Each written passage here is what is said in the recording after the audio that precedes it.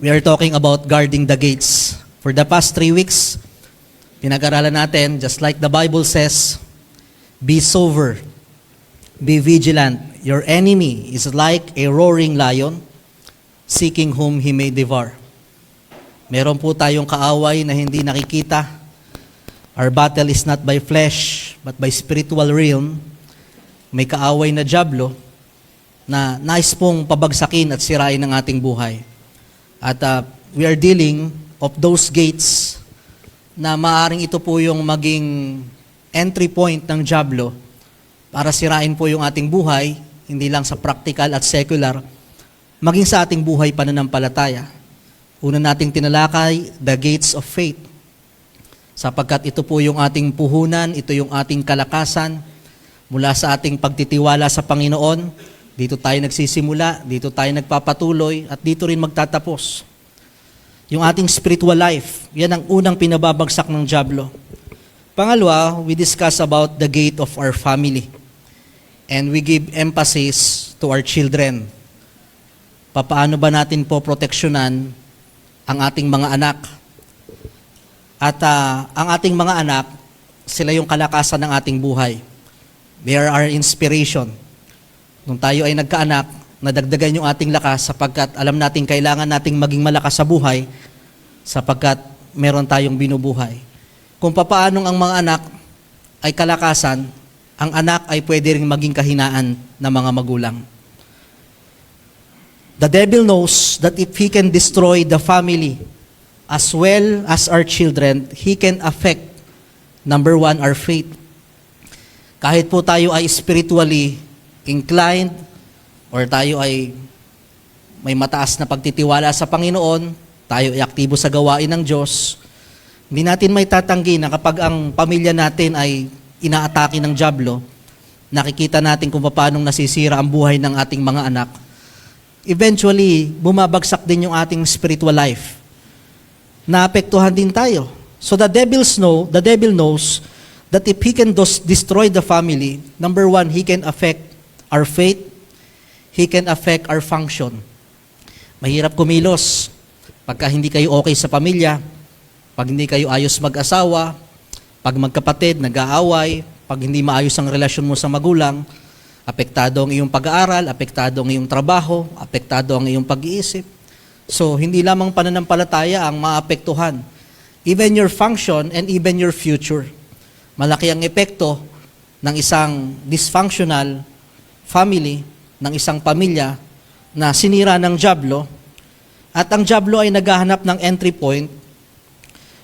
Kung hindi niya kayang sirain ang iyong faith directly, maaari niyang subukang sirain ang ating marriage, ang ating children, ang ating tahanan. And when your family is affected, your faith is affected. Again, disclaimer, when it comes to parenting, I have not so much to share. 6 na taon pa lamang po akong nagiging magulang, pero tingnan natin yung mga experiences from the Bible. At alam nating iba-iba naman yung dealings pagdating po sa mga bata.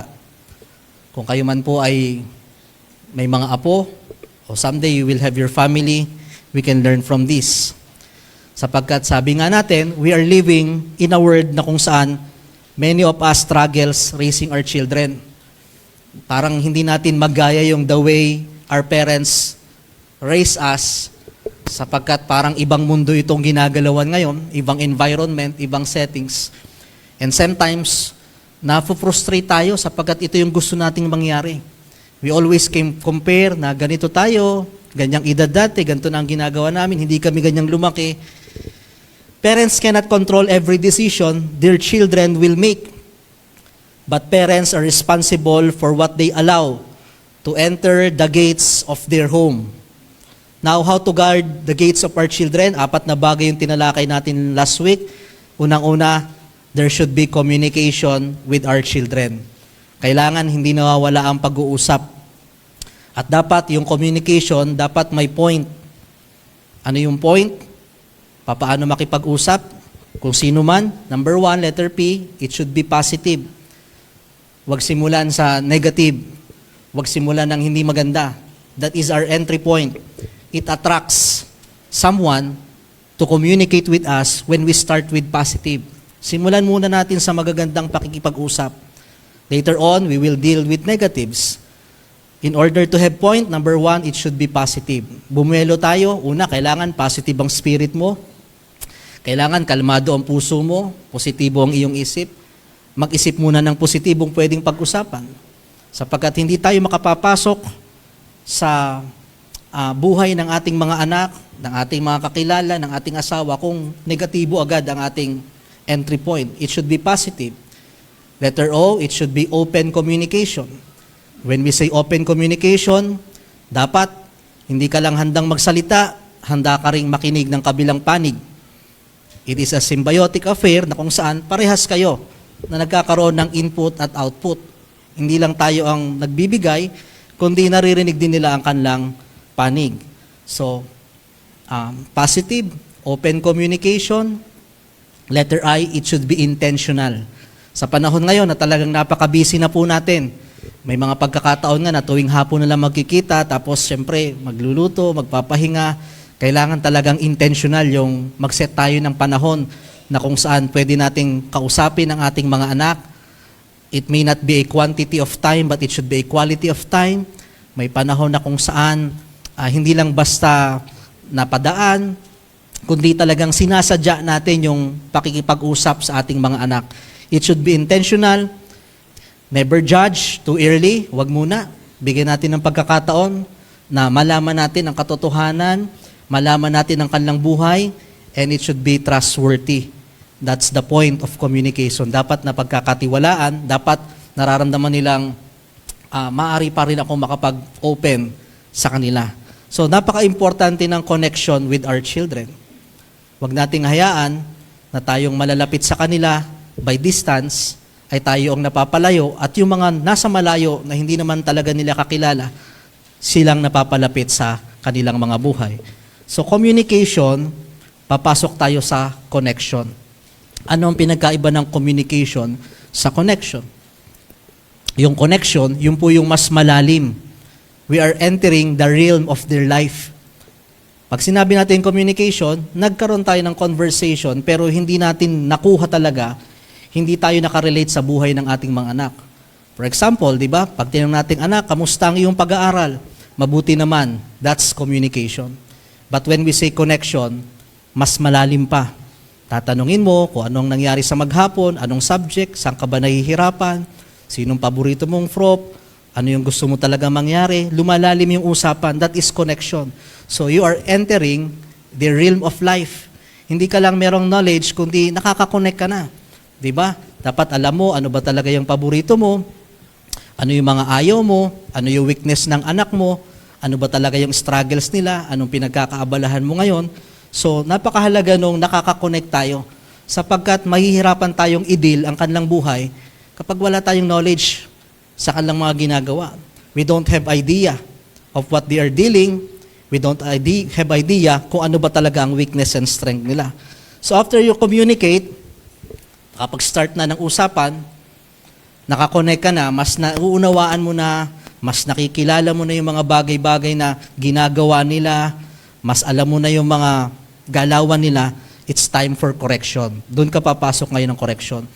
Mahirap kasing magkaroon ng correction kapag hindi ka nagkaroon ng connection. Kasi wala kang idea kung ano ba talagang nangyayari sa kanila. Ano ba talagang mali sa kanila. Pag ikaw ay nagkaroon ng communication at naging malalim ang connection, lilitaw din sa kanila yung mga weakness. Lilitaw din sa kanila yung mga problems. Lilitaw din sa kanila yung mga bagay na dapat i-correct. Pero kapag tayo ay walang open communication at walang connection, hindi natin mahihit ano ba yung mga dapat i-correct. So there should be correction.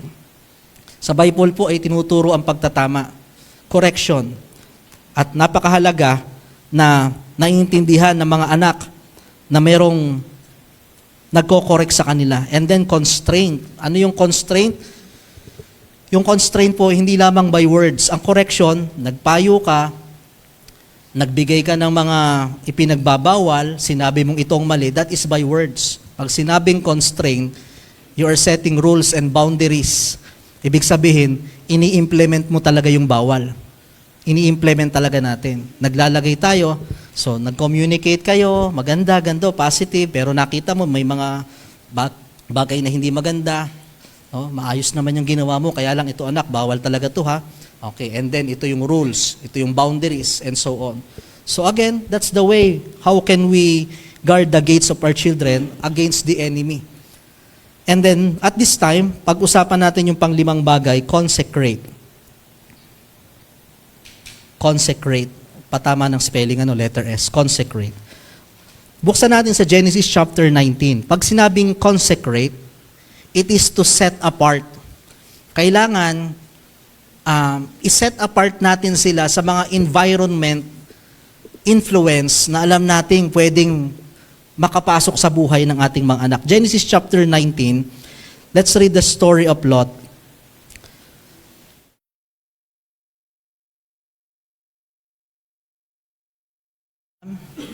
Sila po ay magkapatid. Nung blines sila ng Panginoon ng mga lupain, ito pa nga yung naging pagtatalo nila. Kaya nga, tama ba? Let there be no strife, di ba? Huwag tayong magtalo. Meron kasing nakita, agawan ng lupa na magkapatid. Nakita ni Lot na may magandang lupa, buhay ang lupang yon, masaya doon, maaaring maganda magnegosyo doon, may sakahan doon, may tanim, buhay ang economy. At nagpaubaya si Abraham, sabi ni Abraham, sige na, wag lang tayo magtalong magkapatid, let there be no strife. Sa madaling salita, ang napili ni Lot ay ang syudad ng Sodom and Gomorrah. And let's read. Isang beses, nakita po dito yung kasamaan ng Sodom and Gomorrah. Verse 19, nang gabing dumating sa Sodoma ang dalawang anghel, nakaupo si Lot sa may pintuan ng lungsod. Pagkakita ka sa kanila'y tumayo si Lot at sinalubong sila. Nagpatira pa sila sa harapan ng mga anghel. So meron pong dalawang anghel na bumisita kay Lot to give warning na talagang itong pinuntahan yung lugar, itong environment dito ay napakasama. At ito po ay susunugin na ng Panginoon sapagkat napakasama ng lugar na ito. So, on verse 2, sabi dito, mga Ginoo, wika niya, inaanyahan ko kayo sa amin, doon na kayo maghugas ng paa at magpalipas ng gabi. Bukas na ang umaga, kayo'y magpatuloy ng paglalakbay, ngunit sumagot sila, wag na. Dito na lang kami sa lansangan, magpapalipas ng gabi. Okay, maghugas, nakikita. So, the angel have the capacity to be visible. Okay? Sapagkat nakikita, naguhugas, inaanyahang kumain, yung dalawang anghel na yon, na lalaki. Ngunit pinilit niya ito, kaya sumama pa rin sa kanila ang dalawang anghel. Nagluto si Lot ng tinapay na walang pampalsa, naghanda ng masarap na hapunan at kumain sila. Ito na po, look at the environment. Ito yung klase ng lugar na pinagdalhan ni Lot sa kanyang pamilya as well as sa kanyang mga anak. Verse 4, nang matutulog na sila, pinaligiran ng mga lalaking taga Sodoma ang kanyang bahay. Lahat ng lalaki, nabalitaan, uy, may bisita doon. Guwapo. Lahat ng kalalakihan sa lungsod, pati bata, look at this pati bata at matatanda ay naroon. Ano ang gusto nilang gawin? Pasigaw nilang tinanong si Lot, nasa na ang mga panauhin mong lalaki? Ilabas mo't makikipagtalik kami sa kanila. These men, they are pleading na kung saan ilabas mo yung iyong bisitang mga kapwa lalaki, mga bata, sabi doon mga bata, pati mga nakatatanda, lahat ng kalalakihan. So dito yung makita natin yung yung sexuality. Lumabas si Lot at isinara ang pinto. Sinabi niya sa mga tao, wag yung aking mga kaibigan, napakasama, look at the word, napakasama ng gagawin yung yan. Pero hindi ko rin maintindihan ang desisyon ni Lot on verse 8. Ako'y may 2 anak na dalaga. Sila na lang ang ibibigay ko sa inyo at gawin ninyo sa kanila kung ano ang gusto ninyo. Nalagay pa sa panganib ang kanyang mga anak.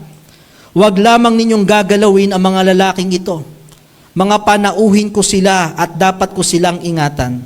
Verse 9, ngunit sumigaw sila, huwag kang makialam, dayuhan.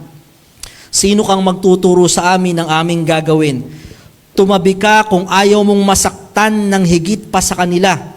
Itinulak nila si Lot at tinangkang wasakin ang pinto. No? Na-imagine yung environment na meron si Lot at saka yung kanyang pamilya. Ngunit hinatak siya ng kanyang mga panauhin at isinara ang pinto. Sinave si Lot. Pagkatapos, binulag ng dalawang anghel lahat ng lalaki doon nang sa gayon ay hindi sila makakita. And on verse 14, nag-warning na po si Lot at ang kanyang mga anghel. Binalaan niya ang kanyang mga kamag-anak, asawa ng kanyang mga anak, lilisan tayo. Napakasama ng lugar na ito. Kailangan nating umalis sapagkat gugunawin ng Panginoon. And what is the response? Nagtawanan lamang sila. Nagtawanan lang sila sa paalala sapagkat hindi yun yung klase ng mindset na sinet sa kanila ng lugar na yon. And we knew the story, sinunog ang Sodom and Gomorrah at ang asawa nga ni Lot ay naging haliging asin at pagkatapos naman nun ay naging miserable ang buhay ng kanyang mga anak sapagkat itong kanyang mga anak ay palihim na nakikipagtalik sa kanyang mga magulang. We can see the importance of environment. When we say consecrate, we are separating, okay? Dinadala natin ang ating mga anak sa environment, sa lugar na kung saan alam nating ligtas at tayo ay payapa. Si Lot, maganda naman ang kanyang mithiin para sa kanyang mga anak. Ang mithiin niya, nakita niya agad, maganda ang negosyo doon, magandang lugar yon, kikita tayo doon, maraming tao doon. Pero hindi nakita ni Lot anong klaseng environment meron yun po yung lugar na yon. Sa ating mga anak, marami tayong pagpapasyang gagawin, especially when they go afar. What kind of environment they will be dealing? Anong klaseng lugar? Do we consider, hindi lamang yung sila'y magpa-progress doon, do we consider kung ano yung kanilang magiging buhay? Napakahalaga that we should also know their environment. May dalawang anak, parehas silang binigyan ng buto ng kanilang ama. Panday lamang at sa parehas na araw. Ang isang anak, itinanim niya ang butong ito doon sa kung saan may sapat na sinag, nauulanan, matabang lupa, at yung isa naman sa madilim, sa tuyo, sa matinik. Sa madaling salita, ang isa ay nagbunga, ang isa ay hindi. What's the difference? They have the same age, they have the same seed, they have the same time. Anong pinagkaiba? The environment. Your environment can influence your identity, their behavior, and their destiny. Ganon din ang ating mga anak. Ang bawat bata ay parang binhin, ay pinagkatiwala ng Diyos sa ating mga magulang. Hindi natin alam kung ang iba sa kanya ay magiging pastor, magiging businessman, magiging guro, engineer, magiging leader, o anumang calling ng Panginoon. Pero may malaking epekto ang kanilang environment. Ano ba yung mga environment na ginagalawan? Unang-una, our home. Yan ang kanilang first environment. Kaya napakahalaga ng orientation. Napakahalaga ng stage na kung saan ang mga anak ay lumaki sa isang tahanan na sinet na tama na talaga yung environment. Tama ang environment sa bahay. They knew what is right and wrong. A place where they have communication, connection, a place where they are corrected, a place na kung saan they were constrained. Napakahalaga ng sa tahanan pa lang na iseset na sa kanila yung tamang environment. Nagkakaroon sila ng figure. Kaya nga meron tayong tinatawag na father figure, mother figure. Ito yung aking susundan. Ito yung aking gagayahin. Yan yung environment. And inside our home, we controlled our environment. Pag sila ay pumunta na sa paaralan, nag-iiba na yung environment. Yan. Diyan napapasok yung medyo maninibago na tayo, ibang mundo na ito. Hindi mo na mafi-filter lahat ng kanilang mga kalaro, ng kanilang mga salita, especially pag high school na, nagbabago. Kaya nga napakahalaga nung sa umpisa pa lang yung foundation na iset na natin sila. Ito ang tamang environment. Meron na silang figure or identity. Sa school, diyan napapasok. Ano pa yung mga lugar na pwedeng mag-influence sa kanila? Not just home, not just school. Ang pinakamalaking influencer ngayon ng mga anak natin ay ang social media. Hindi na nila kailangan lumabas pa ng tahanan. Social media, dyan sila kumukuha ng mga bagong figure, bagong identity, yung mga dapat naming gayahin, ano ang trend, ano yung mga magandang pakinggan ngayon, ano yung mga magandang suotin ngayon, ano yung mga uso ngayon. Those things are things that influence our children. Yung mga bagay niya. Kaya minsan nagtataka ka, hindi naman namin tinuruan ng ganyan yan. Even the school will deny it. Hindi rin po kami nagtuturo ng ganyan. Merong isang malaking realm na kung saan we cannot control at these times. The social media influence. Secular. Pag sila inapunta na sa kanilang mga trabaho, it's another environment.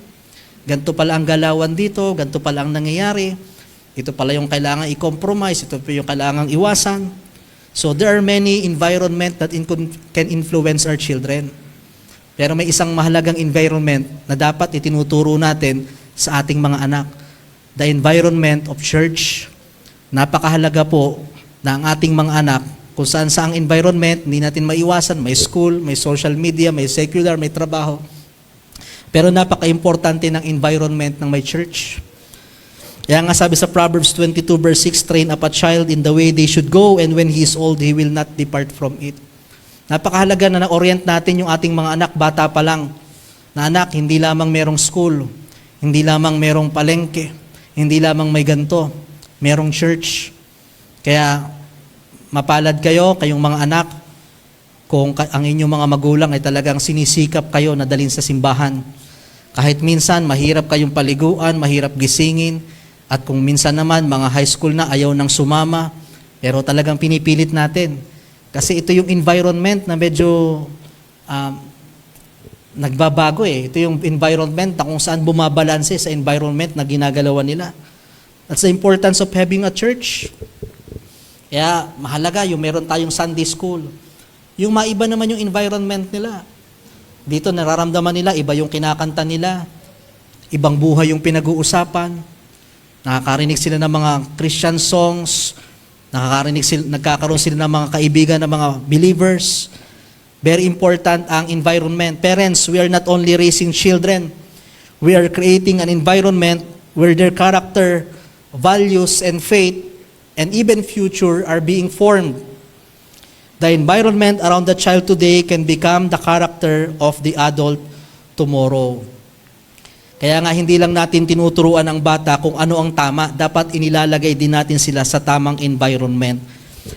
Piliin ang ating environment. You cannot expect a child to grow right when you constantly place him in the wrong environment.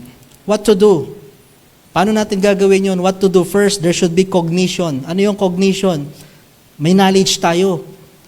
Anong environment ba meron sila? Who influenced them? Sino sa tingin nyo ang nag-i-impluwensya sa inyong anak? Sino bang ginagaya niyan? Sino bang role model ngayon yan? Ano bang madalas pinapanood niyan? What are they watching? Kaya nga napakahalaga nung importante kanina, di ba? Communication, connection. Alam mo yun. Dapat alam mo. Di ba yung illustration ko last week, di ba kay Amir? Dapat nalalaman mo kung ano yung mga gusto niya, bakit mo ba pinapanood yan. Hindi mo agad hindi yung sa simula pa lang, oy, masama yan. Pinapakinggan ko muna, tapos tinitingnan ko anong mali. Cognition, dapat alam mo kasi hindi mo makokorek kung hindi mo alam na ano ba talaga yung ginagawa niya. Di ba? Kaya talagang napakahirap. What are they listening to? Ano ba yung lagi nilang pinapakinggan? Who are their friends? What values are being normalized around them? Ano ba yung normal na lang sa kanila ngayon? Na alam mong hindi dapat. Cognition. Dapat may alam ka sa nangyayari. So after cognition, doon na uli papasok yung correction. Kailangan hanggat maagap, may pagtatama. Kasi alam nyo, mahirap na rin po nilang bitawan ang mga bagay na naging normalized na sa kanila. No? Hanggat hindi pa. Constrain. Don't tolerate. Nakalungkot lang kasi may mga magulang na alam naman nating mali, hindi lang sa hindi natin pinagbabawalan, suportado pa natin na mali. And I've seen that even some Christian family. Di ba? Alam mong mali itong suit na ito para sa iyong anak. Di ba? Parang ayos lang sa iyo. Alam mong mali itong tugtuging ito, alam mong mali itong bagay na ito. You even tolerate. You are putting them in that environment. Napakahalaga yung constraint. Don't tolerate. After correction, constraint, consecrate. Yun nga, kinakailangan nating i-move ng environment. No? Kung hindi man i-move, kailangan balansehin natin. Kung sila ay nasa-saturate ng word, gayon din naman, kailangan masaturate sila ng salita ng Diyos. And number 4, consistency. Number 4, consistency or being consistent. Deuteronomy chapter 6, verse 6 to 7. Basahin po natin. Deuteronomy chapter 6, verse 6 to 7. Open your Bible, wala tayong slides.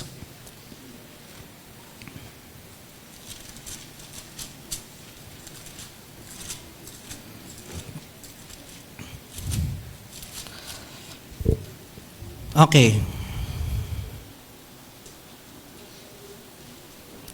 Andiyan na po ba?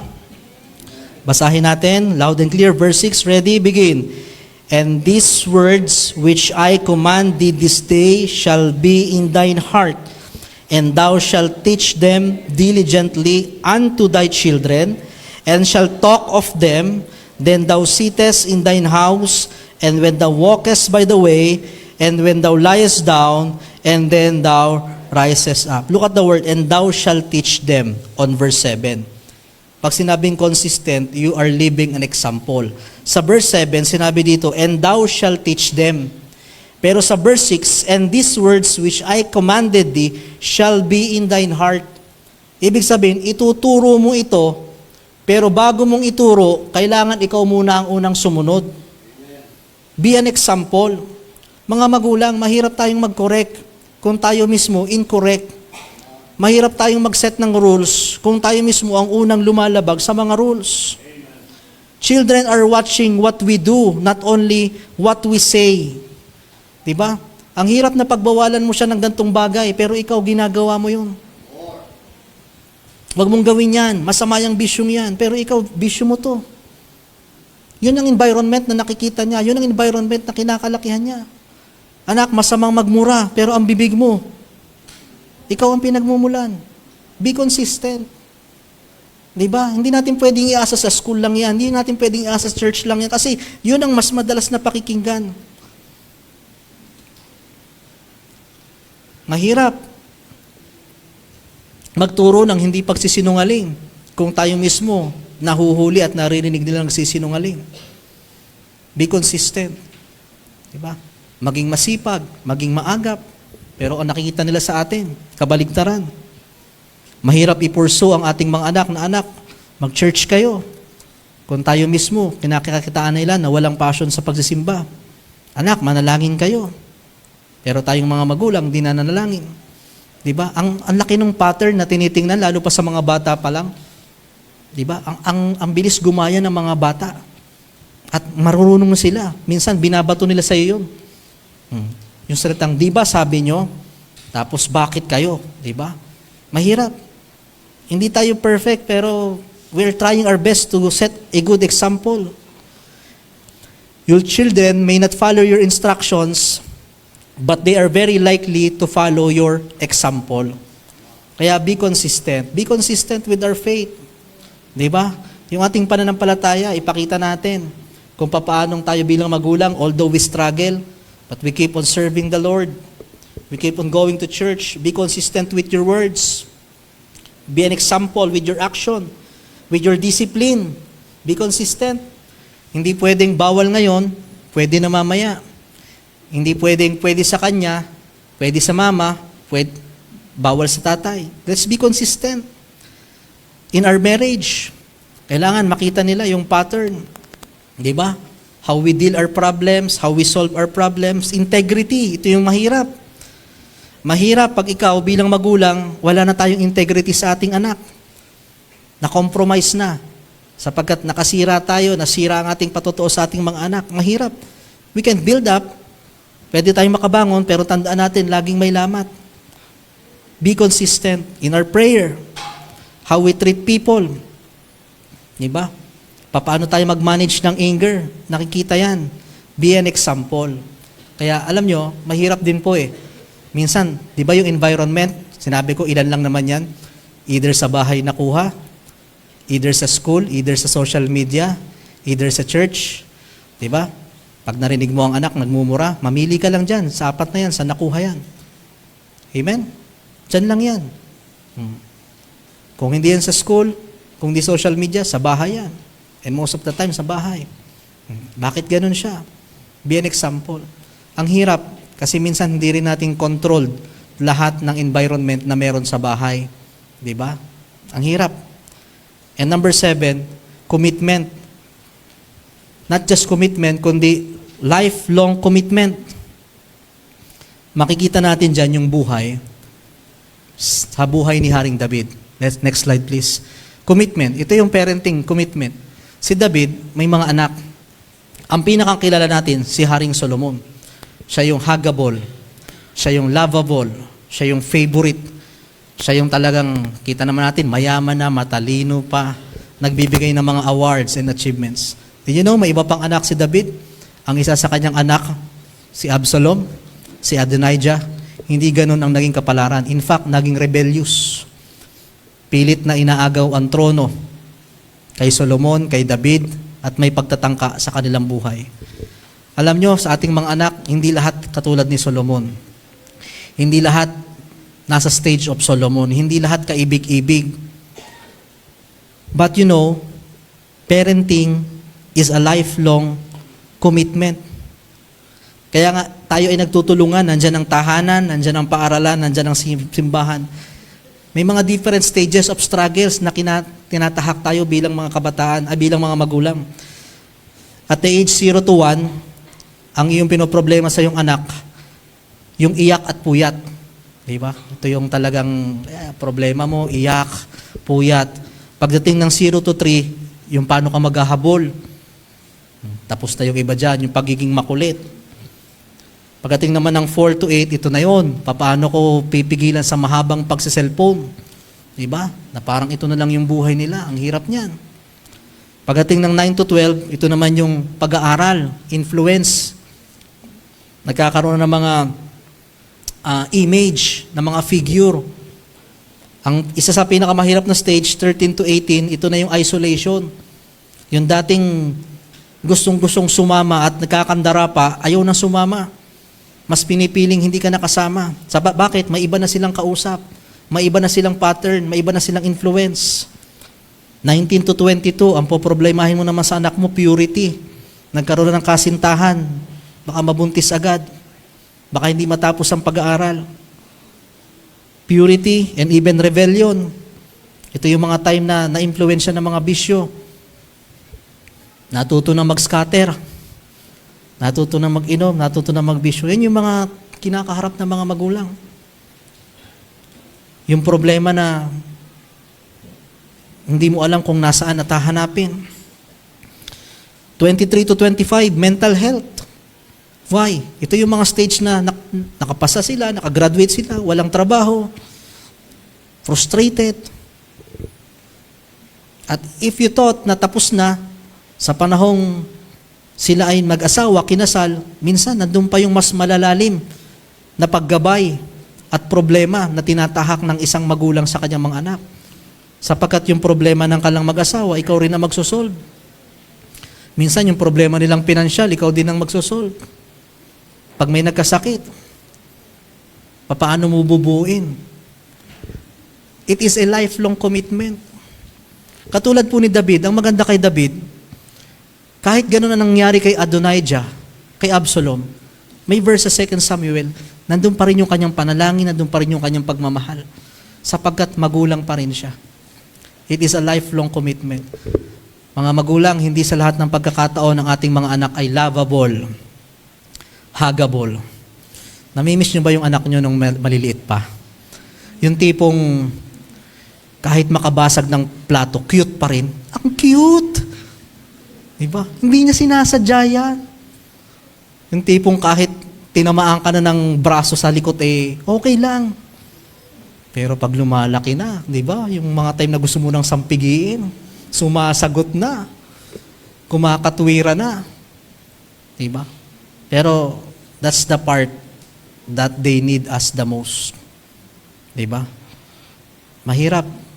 At salamat tayo sa ating mga magulang na talagang kahit tayo ay may pamilya na rin, hindi tayo sinusukuan, nandyan pa rin sila. They continually guide us. Samantalahin natin hanggat may pamilya, hanggat may mga magulang. Lifelong commitment. Di ba? Kaya nga, ano-ano yung mga struggles na pinagdaanan natin. Meron ba tayong anak na Samson? May anak ba tayo na Solomon? Outstanding? Okay. Continue to love them. Pero may anak ka bang Adonijah? May anak ka bang Absalom? Na hindi yung expectation mo. It is a lifelong commitment. And pinakapanghuli, covenant. Ano po yung covenant? Si Samuel, dinedicate ng kanyang mga magulang. Si Samuel, dinedicate niya rin ang kanyang mga anak. Pero hindi ganoon na nangyari. Hindi naging maayos. But when we say covenant, idinadalangin mo pa rin sa Panginoon, ipinagpapasa Diyos mo pa rin ang buhay ng inyong mga anak at patuloy kang nananalangin para sa iyong mga anak.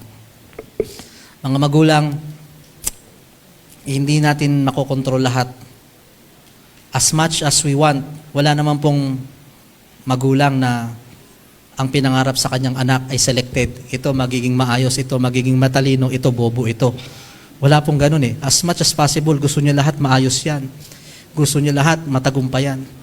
Pero talaga ang reality, mga anak, may mga desisyon kayo na kung saan talagang hindi kayo napipigilan. After all correction, after all communication and constraint, and you fall under the enemy. At sa mga magulang, may mga pagkukulang man kayo, may mga pagkukulang man tayo, at nakita man natin minsan na talagang hindi ito yung landas na nais nating tahakin ng ating mga anak. Covenant, ano yung covenant? Surrender na lang natin sa Panginoon. Pero wag nating susukuan sapagkat nandun pa rin yung panalangin. Katulad po nito, sa buhay po ni Samuel, hindi man ito yung expectation na nangyari. Pero patuloy niyang idinadalangin ang kanyang mga anak sa kanyang mga magulang, ang kanyang mga anak. Covenant. Who knows? Maaring wala tayong magagawa, pero ang Diyos pwedeng baguhin ang takbo, ang landas ng kanilang buhay. As long as there is a lifelong commitment. Napakahalaga ng lifelong commitment. Salamat tayo sa mga magulang na talagang hindi kayo sinusukuan. No? At darating yung time, nagbago ang takbo ng inyong buhay, who knows? Ano yung pwede pang mangyari at anong gawin? Pero kung talagang wala na tayong magagawa, mga magulang, ginawa nyo na itong mga bagay nito, the last thing that we can do, surrender to God everything. Lord, kayo na po ang bahala sa aking anak. Kayo ang patuloy na magpaalala. Put him in a good environment, influence, and so on. Again, how to guard the gates of our children? Connection, know their heart. Communication, spend time and listen. Correction, discipline and with love. Constrain, establish rules and boundaries. Consecration, choose a godly environment. Consistent, lead by example. Commitment, never stop being their parent. And covenant, cover them with prayer. Tayo po ay manalangin. Shall we all stand? Lord Heavenly Father, sa araw pong ito, kami po ay lumalapit sa inyo. Truly, isa sa mga gates na aming pinapatibay ay yung aming gates of faith. The reason why we pray, we go to church, we involve ourselves in the ministry. Pero Lord, kung ang aming tahanan naman ay wasak, Lord, pinapanalangin po namin ang mga anak namin, ang mga henerasyong ito. Tulungan niyo po kami, Panginoon, na sila ay maprotektahan sa mga dyablo. Walang magulang na nais ng hindi maganda sa kanilang mga anak. But Lord, they have their personal decision. Tulungan niyo po na bigyan niyo po sila ng wisdom.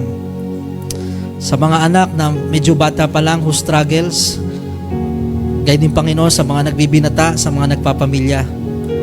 Lord, tulungan niyo po kami.